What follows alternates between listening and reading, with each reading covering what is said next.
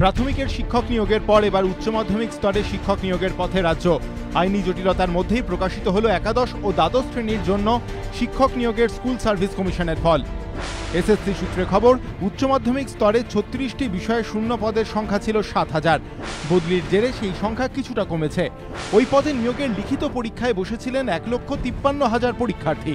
সেই পরীক্ষারই ফল প্রকাশিত হলো এদিন।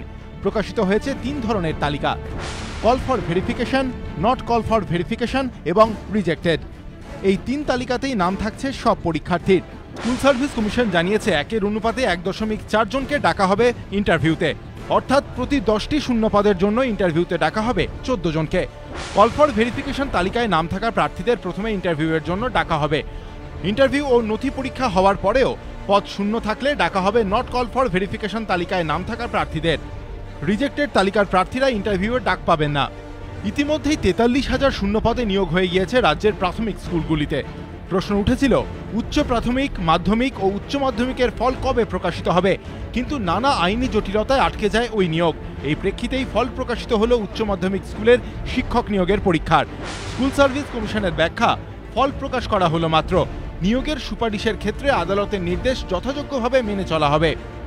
পাশাপাশি কমিশন সূত্রে খবর, 2-1 দিনের মধ্যে প্রকাশিত হবে নবম ও দশম শ্রেণীর শিক্ষক নিয়োগের ফলও। কৃষ্ণেন্দু অধিকারী, এবিপি আনন্দ, কলকাতা।